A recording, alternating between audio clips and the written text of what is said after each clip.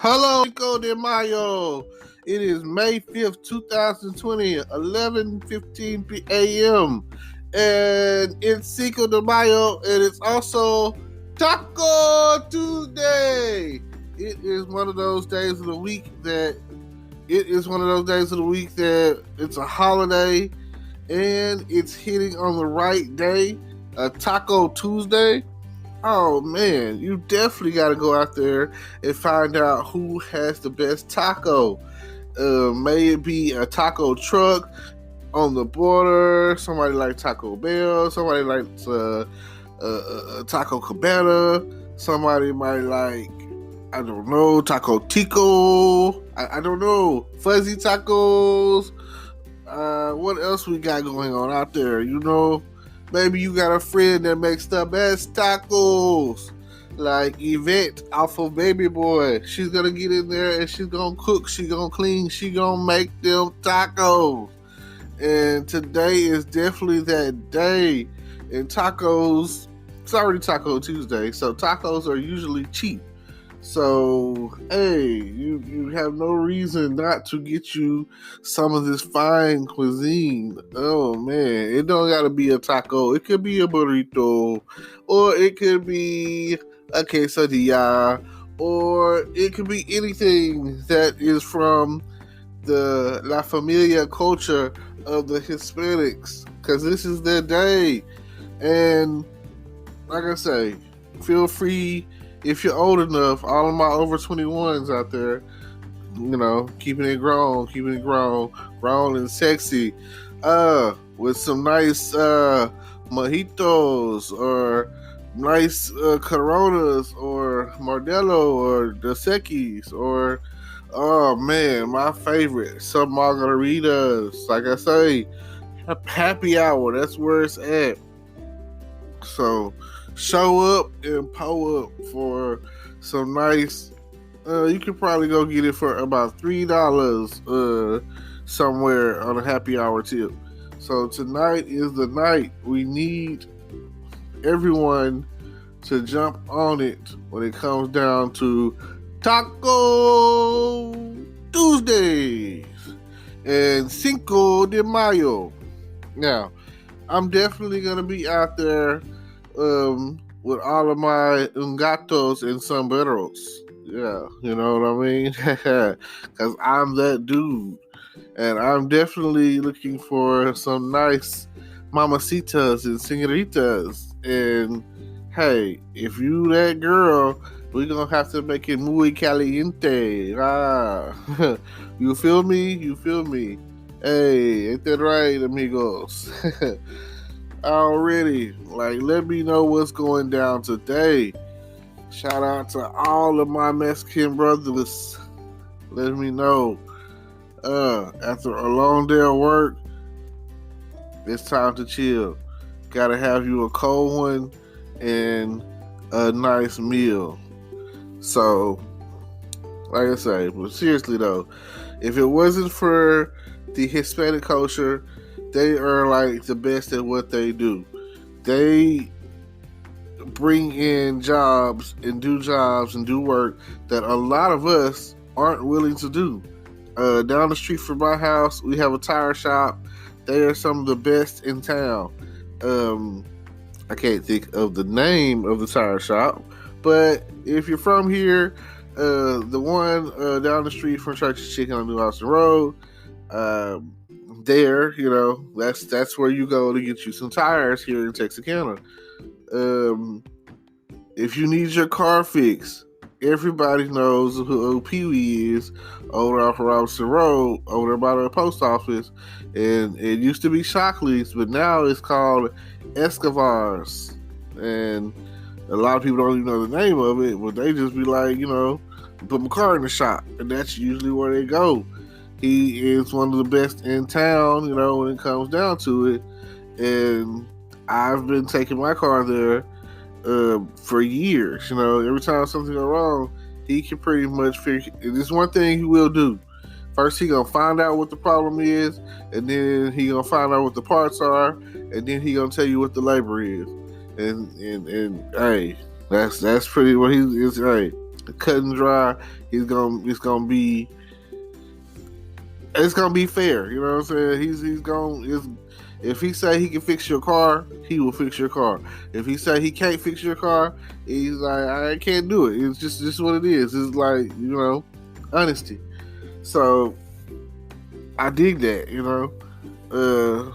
If you want some air in your tires, you got the guys up the street. I go to them pretty much. Because once you get some tires from them, especially like I can use tires, you know what I'm saying? So if I get some used tires over there, it seems like it lasts a lifetime. Like, you don't have to really worry about getting any more tires after the fact. So yeah, because I've gotten tires on some cars and they took me where I needed to go. I could go pretty much anywhere, in town, out of town, on the highway or wherever I needed to go with those tires. They're real reasonable. I can't really say. I know that if you go over there for about $40 on the high end, if you got $40, you can get you a tire. You can probably negotiate it down, depending on what kind of tire it is and how good a good tire. $40, good tire. I've even gone over there and for like $100 tires all around if they had a set of the tires that I was looking for. So yeah, which ultimately might be a thing that I do here recent, here in the near future or whatever, instead of trying to go get some brand new tires from discount tires.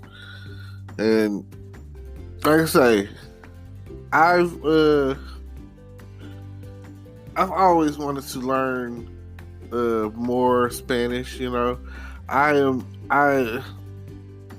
feel like the teachers that I had in high school didn't really push the issue. My first year Spanish teacher, she wasn't certified. So, and where I come from, they say that if the teacher isn't, certified or accredited or whatever, they can't really fail you. So you're pretty much guaranteed to get an A in there. So that's cool for the moment, but in the long run, you're thinking to yourself like, I kind of want to learn this, So I don't know. Maybe at some point I'll get a Rosetta Stone and figure it out. So that way, when it comes down to it and they're speaking, I can be able to understand what the hell they're saying. I feel that way about a lot of cultures. Maybe Mexican or Spanish speaking, or even the French, Japanese, Chinese, some of the main Korean or whatever, Russian, some of the main languages or whatever, Italian, even Hindu speaking. So I feel like if you cover some of the foundationary, so because like majority of the world has like a Spanish dialogue to it, like the southern hemisphere more or less is like you got Mexico, got Colombian, and although they're different, Spanish is, because I want to be like Spanish is Spanish, because if they say they're from Honduras or Colombia, or these are all different cultures. You know what I'm saying? Like, it's just like if I said that I was from Vietnam, they're speaking Vietnamese. If I said I was from Korea, I'm speaking Korean. But if I said China, Japanese, you saying? It's like, it's all different. They're, they to us, you probably can't even tell if I lined up a bunch of Asians and put them side by side. You probably couldn't tell that they're You know, you can't tell. You know, sometimes you can't tell them apart. You know, you have to have been around the culture long enough, and that's just what it is. You know. Now it's just pure ignorance because you just don't know. You know, that's just like if someone spoke Yiddish. You know, some of y'all don't even know what that is. You know, and I want to say Yiddish is like that's what the Hebrew speaking Hebrew or something like that or whatever, and we'll be back after a quick break. Hey there, welcome to Good Advice Giver. First, we want to start by saying a massive thank you for tuning in today. Whether you're a long-time listener or you're joining us for the first time, we're truly grateful to have you here. We know you've got a lot of options when it comes to podcasts, so the fact that you're spending your time with us means the world. So thank you. That's right. We're excited to have you with us because here on Good Advice Giver, we cover just about everything. Whether you're interested in sports, relationships, sex, money, finances, business, digital marketing, music, education, movies, comedy, or something else entirely, we've got it all. No topic is off limits here, and we dive deep into real, meaningful conversations that matter. We've also got a mix of male and female hosts, so you're always getting a well-rounded perspective on every topic we cover, from business strategies to personal development, from car shopping to digital products like affiliate marketing. We bring a little bit of everything to the table. Our goal is to offer advice, insights, and some laughs along the way to make sure you feel welcome and engaged, no matter what brought you here. And it doesn't stop there. We're not just about giving great advice, we're about action. On this podcast, we even sell products and services we believe in, from affiliate marketing opportunities to cars and more. So whether you're looking to boost your business or find practical ways to improve your everyday life, you're in the right place. As always, we want you to stay connected with us. Be sure to download this episode so you can listen anytime, anywhere, whether you're commuting, working out, or just relaxing. And while you're at it, follow us on social media. We're on Instagram, Facebook, Twitter, you name it. That's the best way to stay in the loop for upcoming episodes, behind-the-scenes content, and even giveaways. And don't forget to subscribe to our YouTube channel. We're posting extra content there, including video podcasts and deep dive discussions you won't want to miss. Be sure to like, comment, and subscribe, and let us know what topics you want to hear more about. Lastly, check out the link below in the description for exclusive offers, resources, and more ways to connect with us. We're here for you, and we can't wait to bring you more valuable content. Thanks again for tuning in to Good Advice Giver. Let's get started.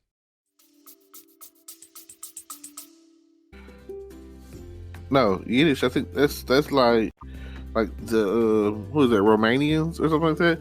And I come across a guy one time and he was like, "I'm a gypsy, yada yada yada." I was like, well, "Okay, what does that mean?" You know what I'm saying? Like, what are you?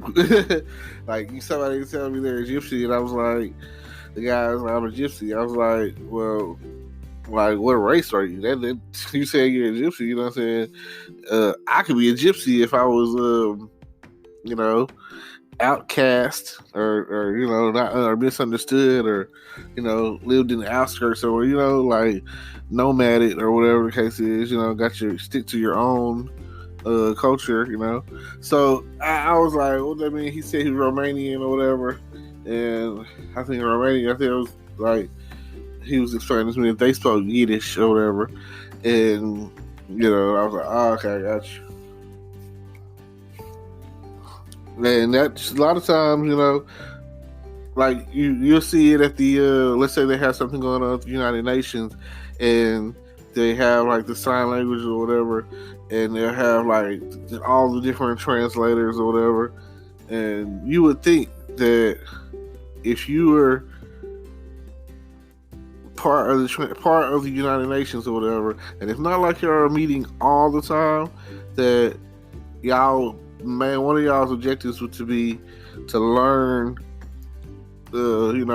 culture. You know what I'm saying? If you were an ambassador to the whole nation, the whole world, that you're part of the UN, that you would like one throughout the year, like one few weeks or whatever, or whatever the case is, y'all are all learning Spanish, and then all y'all learning English, and then all y'all are learning African, and then all y'all are like we'd all be on the same page in the same book or whatever. If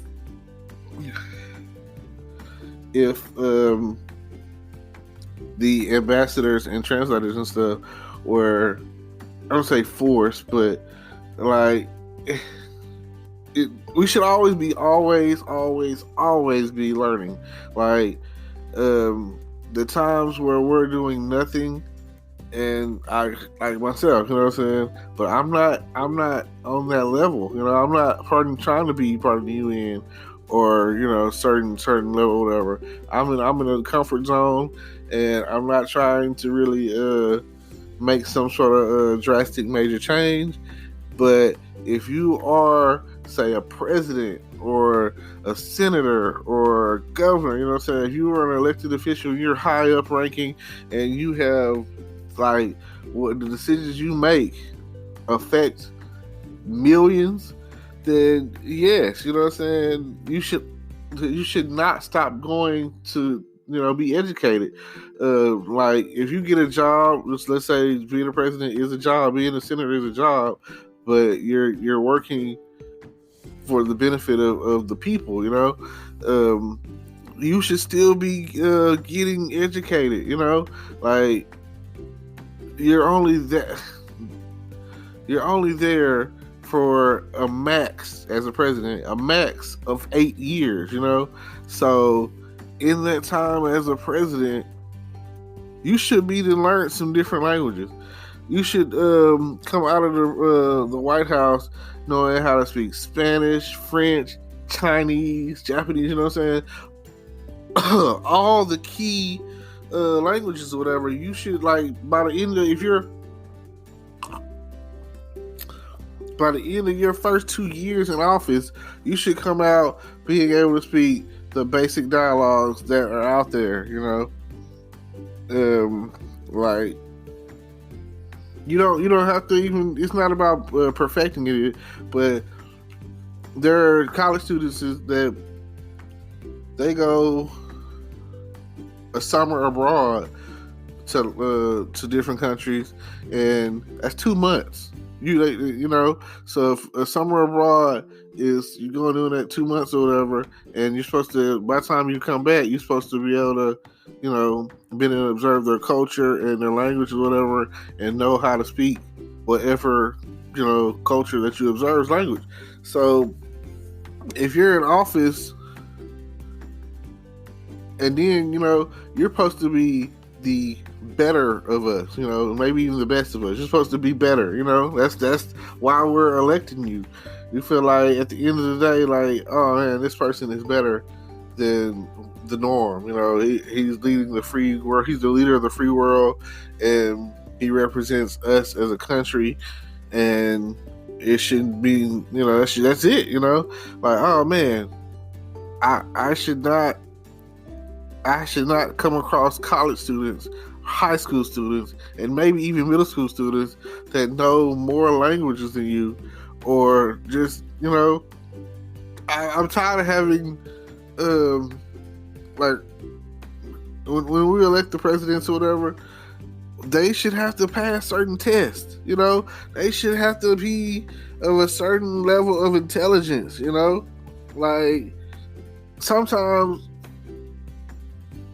I feel that I don't know where they get these Republican candidates from.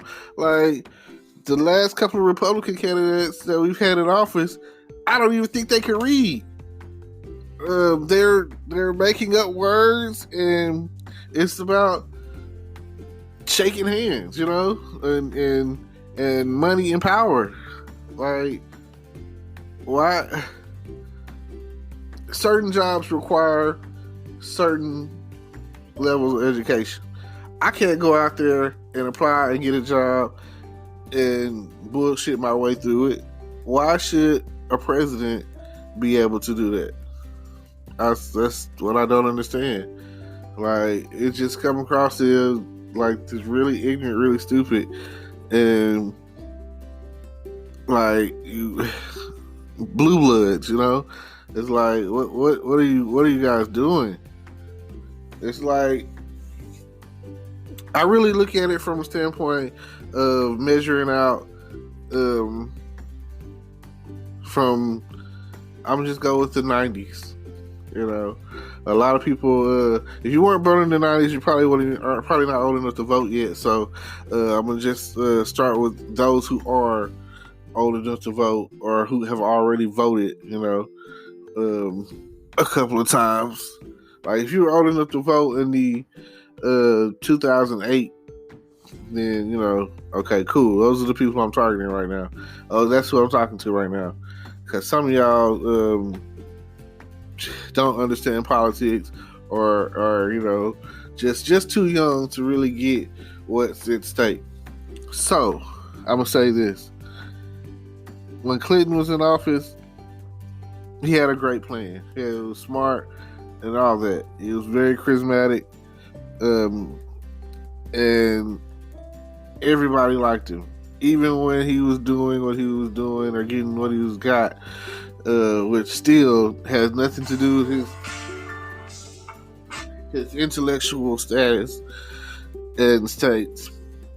And then you get old George in there, and a lot of times nowhere to be found, always lost on the ranch in Texas somewhere, which is hard to say because I'm a Texan, so it kind of makes us all look bad.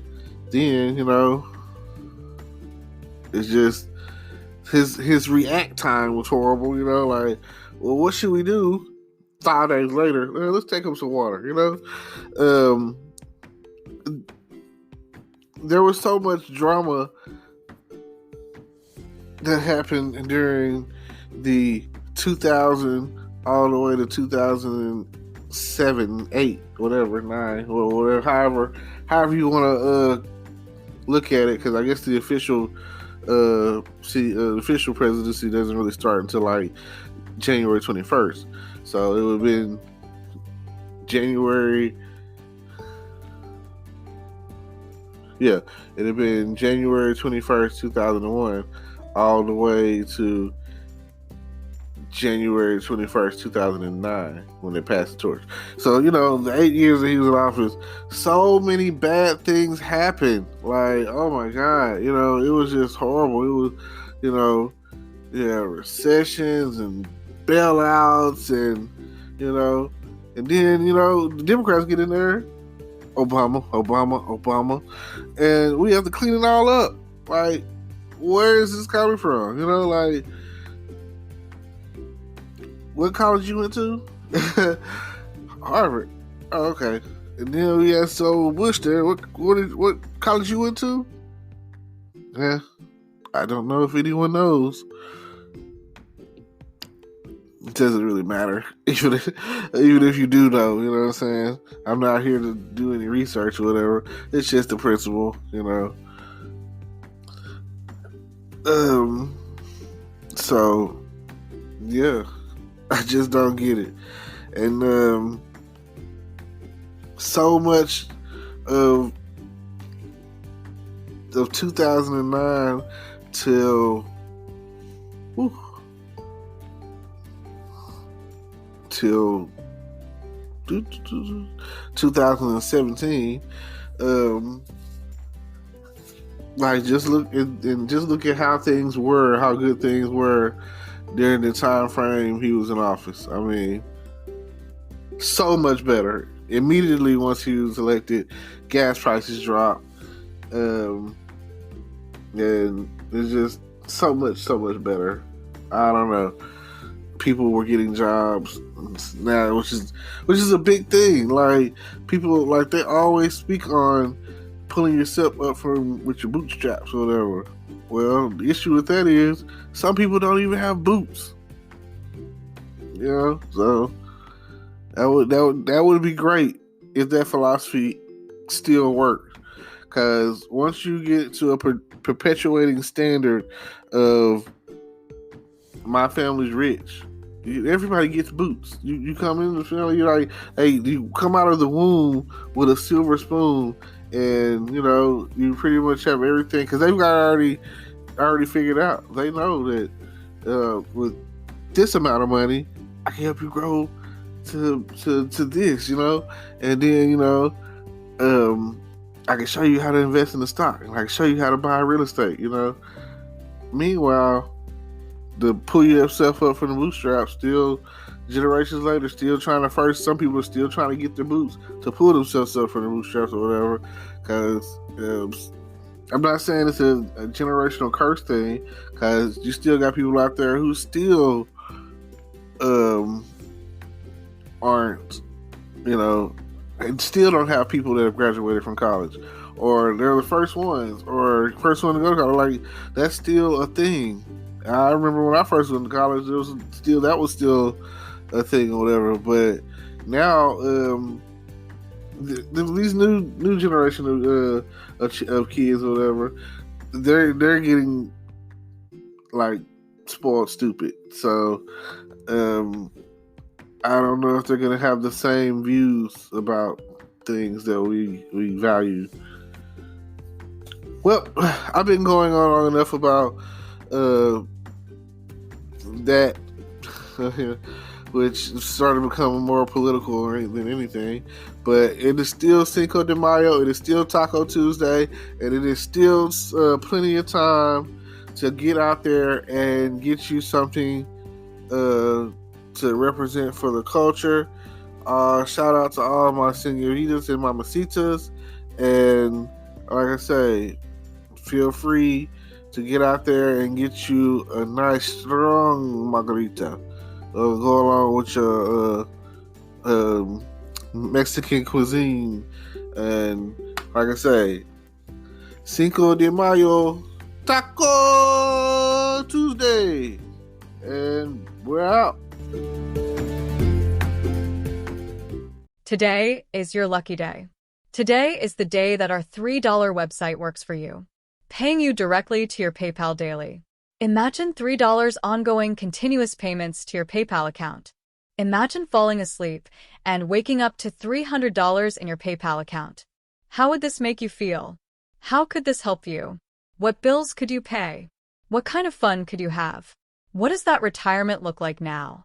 All for a one-time payment of $3. This website is DFY done for you, fully built and completely hosted, and never stops collecting payments for you.